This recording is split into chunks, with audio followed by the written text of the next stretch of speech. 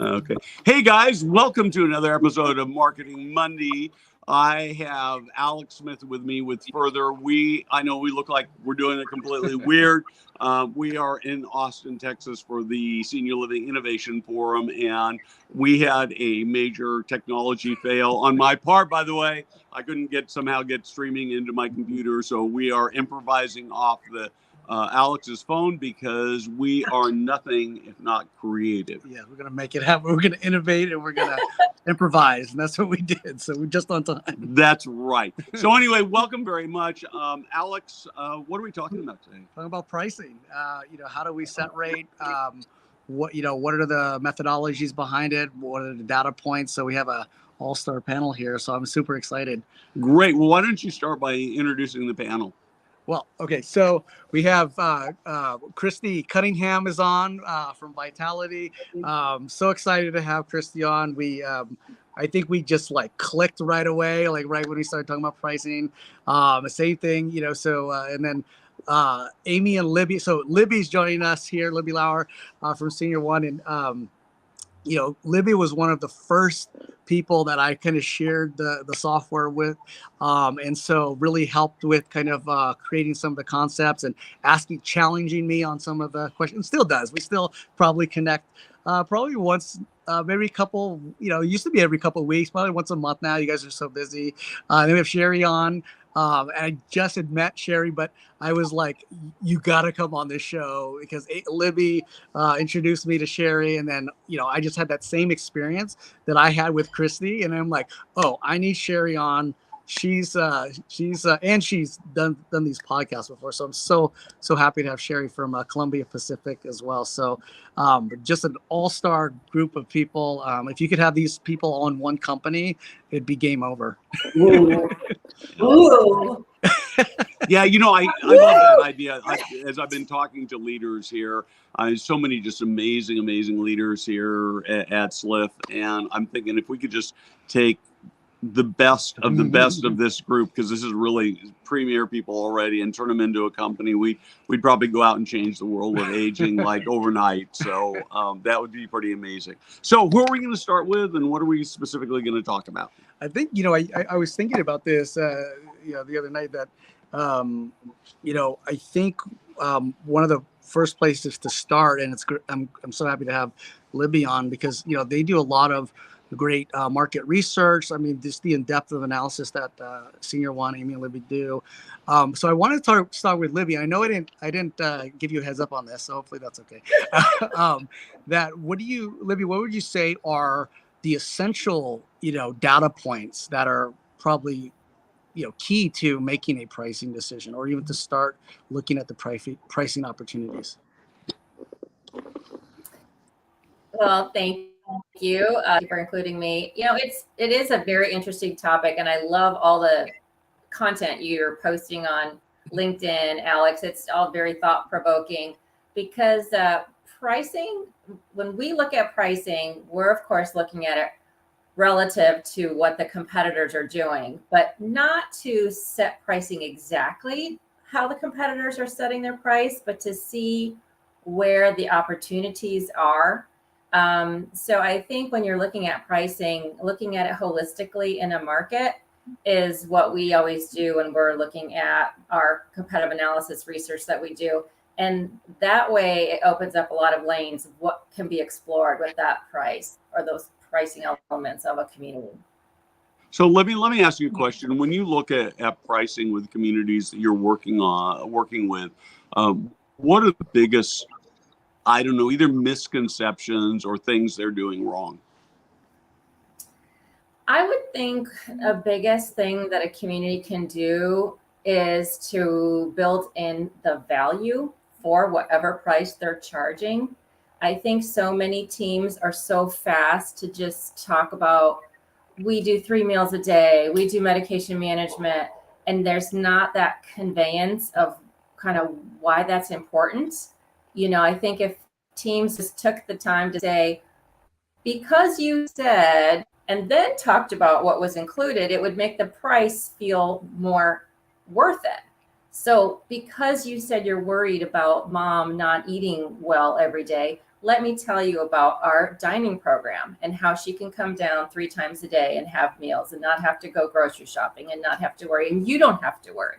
So I feel like the teams that could increase the value for whatever price they're charging and help that family see it as a solution to whatever their concerns are. Oh, and Libby's getting into our topic for next Marketing Monday already, which is great. It was called just getting that alignment, but that's a great point. Do you have another No, question? I was going to say the one thing I'm going to just add, I'm going to add commentary, but okay. I could add a question, but I think we're going to have to save it or we'll run out of time. But I was actually talking to an operator here just an hour ago who was saying that they're struggling with pricing. I was actually telling them they should come see you, but they do an all-inclusive pricing, and they find that really hurts them when they're talking to consumers oftentimes, right? Because the consumer will come in and say, well, there, $1,500 a month less money. That's because they haven't added levels of care yet. So that would be an interesting later conversation. So Christy or Sherry, you can take this just to kind of continue. What data points would you feel? I think that's a great point. What you said, it's qualitative data. That you said, Laura, Libby, and a lot of the I hate to say this, but a lot of the CMA spreadsheets that I've worked with over the years and seen, they don't include a lot of that qualitative. It's just rows and columns. But I don't know. I can't. Christy or Sherry, what would you say are some other data points or other things you like to consider? I'm going to let Christy take this because of her experience, and I'm coming from a different perspective as well as the investor. And Christy has, in my opinion, like Libby and Amy at Senior Resource, is that they look at the whole market and the whole community and add values or ratings. So they're looking at everything. So I really want Christy to take this. Yeah. Well, and thanks. And thank you, Alex and Steve, for having me join. This is a passion problem, I would say, in the industry for me, and something that I feel a high level of advocacy about. Probably the first thing I just want to comment on is I think that as an industry, we need to do a little bit of thinking about what value is. Value represents what you're getting relative to the cost. So when we're talking about pricing, what we're really talking about is the value proposition that we're making the customer. And I think it's really important to think about it as a value proposition versus to just think of it as a price tag, because it helps you look at more dimensions for you to help you assess what the right price is for yourself in a market. Okay. So the value isn't just in how you say it, but it's also in having a very accurate idea of what you're offering the customer, whether it's square footage, whether it's the quality of the physical plant, whether it's the services, the amenities, the quality of execution. All of those things go into the package that you're delivering to market. And what you want to be doing is comparing that package to your competitors and looking to see what their costs are relative to that, and maybe even what their occupancy is. Mm-hmm. Because if you imagine that the customer's decision to make moves in one community over another is a vote. They're voting for the best value proposition, right? That's what we do as customers. We vote for the best value proposition. So occupancy, some could argue, is a reflection of the consumer's vote, right? So you want to think about it in those 3 ways. You want to look at the quality of what's you're bringing to market. 2 is the cost of that and having an accurate assessment of cost and an accurate comparison of cost. And then the third bit is making sure that you understand how the customers are voting in a market for which product or which communities are delivering the best value proposition. Okay. I like to look at those things in a very black and white way, completely separately from the selling skills that someone might demonstrate, because great salesmanship, great communication is can kind of help a value proposition look a little better. Or if you don't do it very well, it can help a value proposition not shine so bright. So I like to think about that separately from how something is actually positioned in the market, because I want to be well positioned from a value proposition perspective so that my consumer that we are the best option for the right consumer. So those are my takes on kind of how we might look at price and where value comes into play. You have inspired a whole new article for me to write. So I'm really intrigued by online courses that will teach you how to, sell communities or that kind of thing. And when you look at these courses, and it doesn't matter who it is that's selling the course, they'll say, look at this course. You get it for $999, and it's a $27,000 value. And they'll put all these line items at what the value is. And then they'll go down and you get this 27 and they'll have this big X across it. You only pay. And I've never seen it done in senior living, but I think it could be a powerful thing to do. The anchoring is called the anchoring effect. Yeah. What if you did that on your front page, right? The best value in senior living. And I don't know. Well, what do you think? We do. You look at our rate sheets, the way that rate sheets are designed in senior living, or the way that value prices for those that are transparent about pricing on their websites are presented. Usually there's a sistering effect, for those of you who know construction, between when you present a cost and when you present what you're getting for that cost. That sistering effect is having the anchoring kind of piece that Alex is talking about, where you generally are talking about the package together. Mm-hmm. And speaking of the package, from the investor standpoint, the owner standpoint, working with our VPs of sales and marketing, such as Christy, who's in one of our operators who manage communities for us, what we look at and bring to the table is anchoring in reality and really looking at what is the cost to actually care for those residents in the community, and then figuring out where are we today, where's the market, what is our opportunity, and how do we best align to get to that incredible, that price point that brings value back to our investors, but also adds value to that community and ability to reinvest in those communities. So I come at it from a little bit different, from a different perspective, knowing though that you have to have an incredible value proposition, right? That everybody knows and understands, and it's bred and it's organic and it's living in that community, and then support that with the talent who can actually go out and tell that story the best to get the greatest market share. Yes. There's a lot of different KPIs to look at, right? And a lot of different leading indicators to look at to get to that point. But that's what it takes, an incredible relationship between owner, operator, and having access to all the tools to help us get to the data that makes some really powerful decisions. Well, and I want to highlight something in particular that I kind of have picked up from Sherry that I think takes this concept just a little bit further, which is value. And in terms of what I'm getting that's meaningful to me as a consumer, to Libby's perspective, is relative to the customer, right? So what's valuable to me, Christy, might not be valuable to Libby or Sherry, right?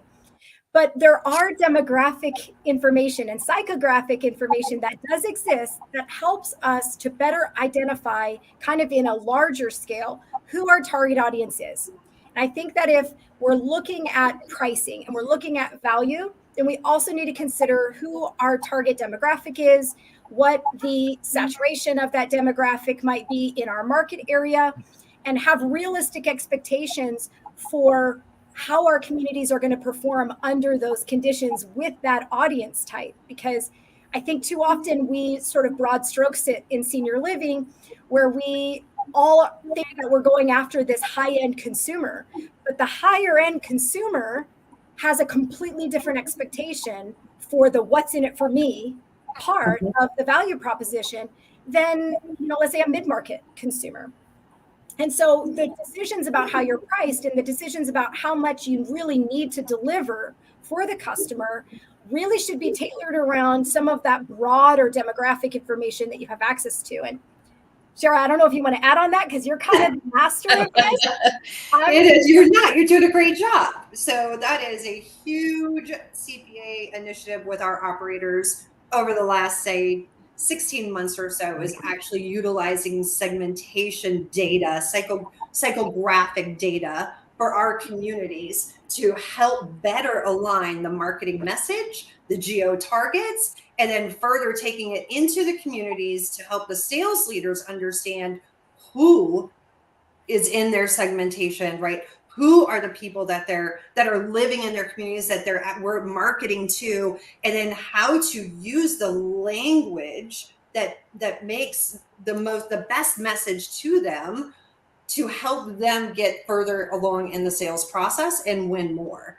Thank you. It's one of my favorite projects.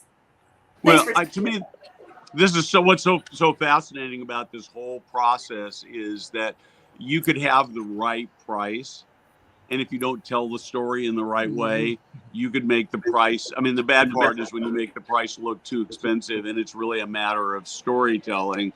And I guess even the other way you worry a little bit about. There was a presentation this morning where the speaker played a recording that she'd done with a senior living consumer who, they bought senior living because they take care of mom because the family couldn't take care of mom. And then mom would call and say, I haven't gotten my meds in 24 hours. And so some of it, but clearly, mostly it was a service failure, but there may have been also some improper expectation setting too.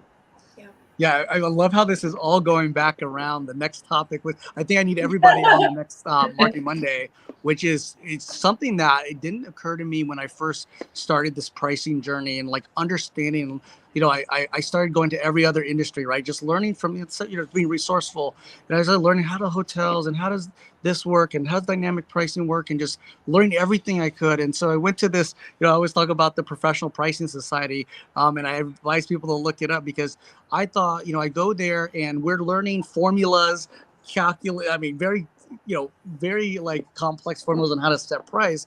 But their main point was like, yeah, so what? You can set the price all you want, but if you don't have organizational alignment, if you don't have like not only to the customer, right? So the customer, the families know, but internally your team knows. And to your point, Sherry and Christy and Libby, like all the way down from the ownership to the management group, everyone's aligned on our value proposition. But unfortunately, what I've seen is most of the time, that value proposition or that consumer research is done very well at the development stage or acquisition, and then the price is set, and that was a good price. It made, and then we just compound the negative effects because we don't really go that deep again, so then year after year we just add 5%, I use the joke 5%, and every year until we're in trouble, and then we have to reset it. But it all goes back to that.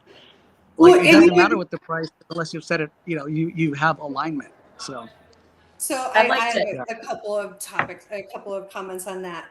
Number one, I have waited so long to have a tool that could be utilized across any operator, every operator. I'm going to vote for it for an entire enterprise with CPA because we've got, 30 plus operators. We're getting competitive analyses in. Oh my God, I don't have any two that are identical. It's very frustrating for us as owners to understand what's happening in markets without us doing our own research or utilizing our third-party resources like Senior Source and some of the others. I don't think any sales leader in any community could say, I did my competitive analysis and it helped me get a move-in, right? They're so strapped for time and responsibilities and trying to get those move-ins, but yet we're still expecting competitive analyses to be done by our sales leaders in our communities. That's not the best time spent. Yep. I think it's our job as owners, corporate, regional, divisional. It's our job to make sure that we pull that data together and we understand it and we educate them. At the community level, this is what we're seeing. This is what we understand. Even if we have to bring in a third-party resource, such as Libby or Amy, to come in and give a webinar on, here you go, this is what we learned about your market. Here's what we feel you need to know most. What's most important for you to know about your competitors. They're still going to learn things from being in that marketplace. But the time and attention that is needed to truly deliver data that is going to help a community and those of us that are higher than a community to make the best decisions are not done by our sales leaders quickly trying to make a phone call, quickly trying to get information. It's usually not the most accurate information, or another community in that market doesn't want to share their information. So for working through all of the strategies and the initiatives and the tactics and the activities that it takes for us to get what we need to help with that pricing perspective, I don't know if we lost them, is we're putting the responsibility at the wrong level. I totally agree. And I think it even goes bigger than that. Oh, sorry, Libby. Yeah, I have a couple comments, and it's like I have 22 comments, but I'll try to be mindful. But probably, well, to Sherry, to your point, I think that's why in our competitive analysis reports, we try to put those bright ideas in there to say, how do you leverage this bit of information? Like we just did this shop where a community was charging $40,000 entrance fee for their remodeled apartments, but two brand new competitors down the street were charging $3,500. So in that relationship, it didn't make sense. However, if they shop some entrance fee communities in addition to their rental comps, maybe those entrance fee communities are charging $150,000 from the resident's pocket that they are having to spend to upgrade their apartments. So then the recommendation can be, talk about that. Here, you're getting brand new for only $40,000, but if you went to some communities in town, they'd make you pay $150,000. So we put a lot of those little bright ideas in our reports so that the salesperson can read through that and go, okay, this is how I can use this bit of information. Yeah. Well, and I think that it goes even beyond I think that as an industry, we need to recognize that pricing and building a value proposition is a science, not a communication strategy. And I think when we talk about pricing, we tend to want to focus on how do we say it? What do we say to our customers, or how do we explain the pricing? And that limits us in being able to create a kind of logic, a pricing logic.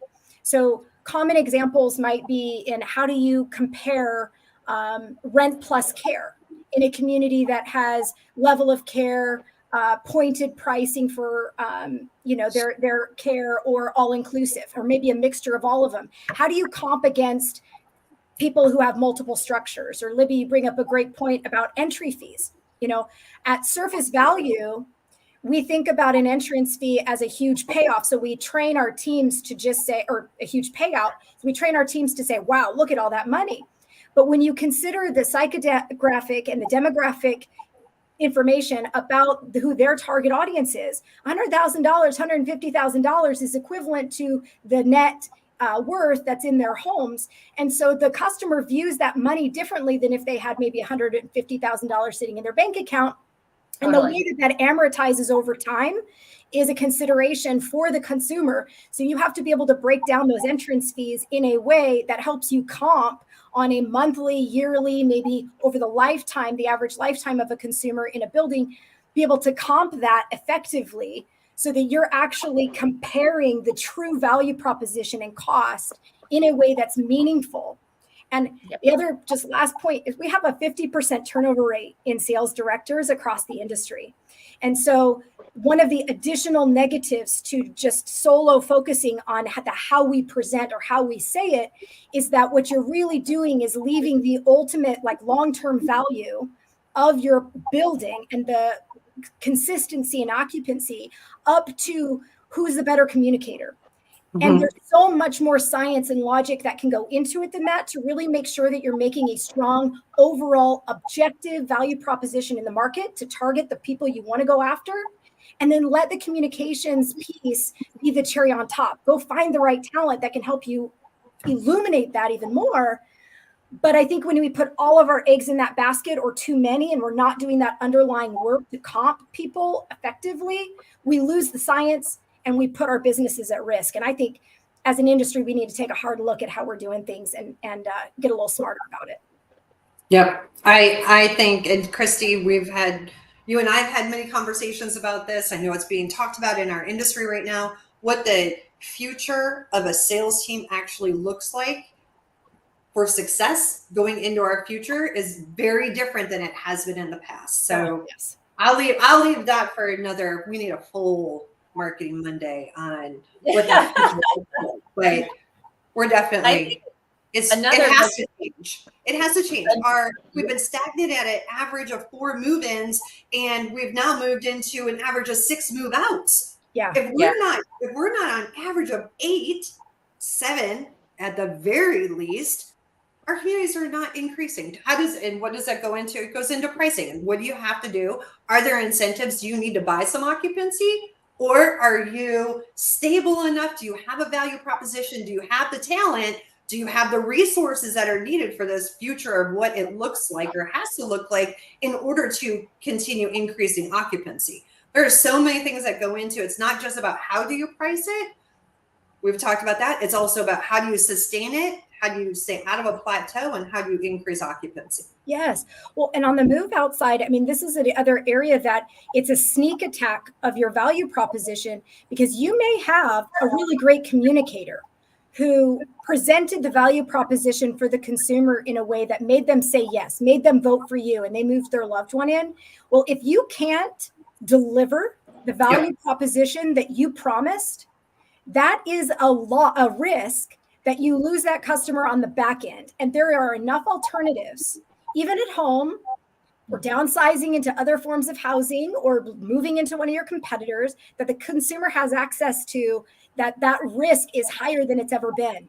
So another reason why you just don't focus on how you say it, you need to focus on the real, like, bread and butter and the science and the delivery of what you're bringing to the market, to really make sure that you're not creeping on your move outs where you don't have to.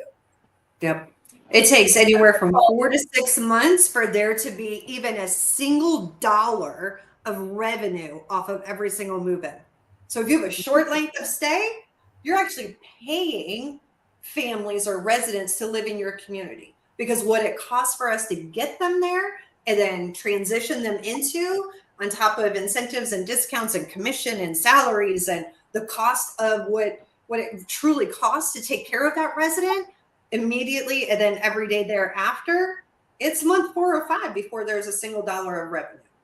Yeah. There's, I think, also several more Marketing Monday topics about kind of the move outs. What story does the move out tell? And kind of going back to Alex's comment about organizational alignment and service alignment.